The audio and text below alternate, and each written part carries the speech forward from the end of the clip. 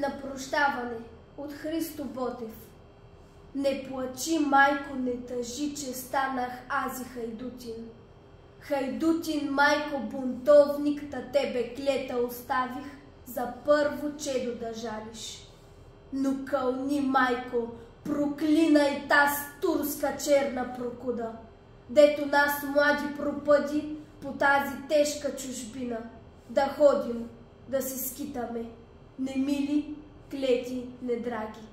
Аз зная, майко, мил съм ти, че може млад да загина. Ах, утре като премина през тиха бяла Дунава.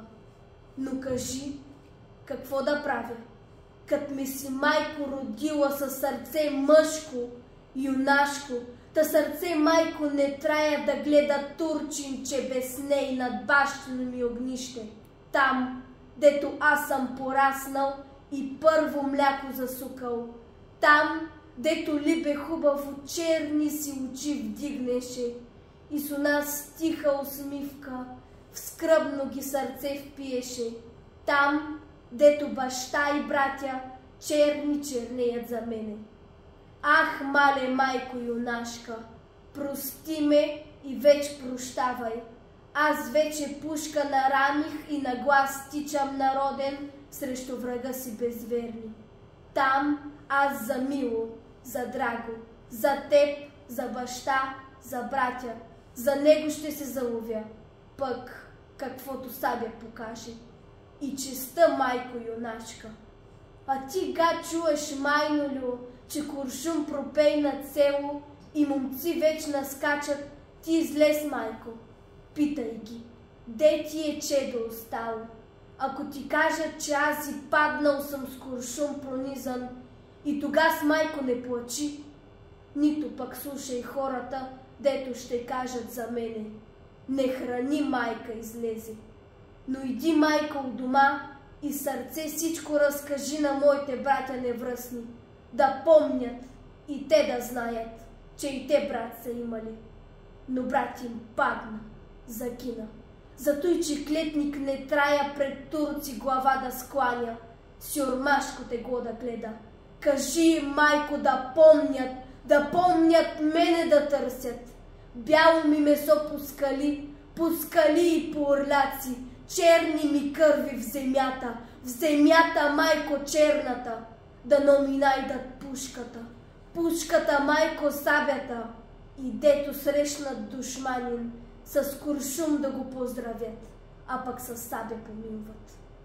Ако ли, майко, не можеш от милост и той да сториш, тога се сберат момите пред нази, майко, на хоро и дойдат моите връстници и скръдно ли без другарки, ти излез, майко, послушай с моите братя невръстни моята песен юнашка, защо и как съм загинал и какви думи издумал пред смъртта и пред дружина.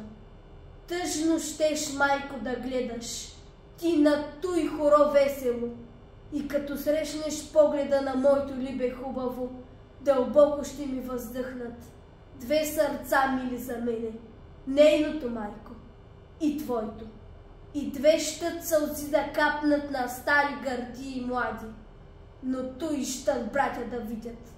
И кога, майко, пораснат, като брата си ще станат, силно да любят и мразят.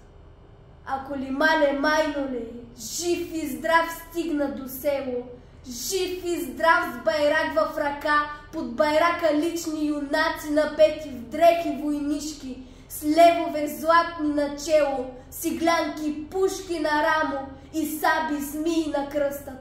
О, тогас, майко юнашка, о, либе мило хубаво, берете цветя в градина, късайте брашляни здравец, плетете венци и китки, да кичим глави и пушки. И тогас, звенеци китка, ти, майко, ела при мене, ела ме, майко, прегърни и в красно чело целуни, красно с две думи заветни, свобода и смърт юнашка. А аз ще ли бе прегърна с кървава ръка през рамо, да чуй то сърце юнашко как тупа сърце играе, плачът му да спра с целувка, сълзи му с уста да глътна. Пък тогас, майко, прощавай, ти либе не ме забравяй.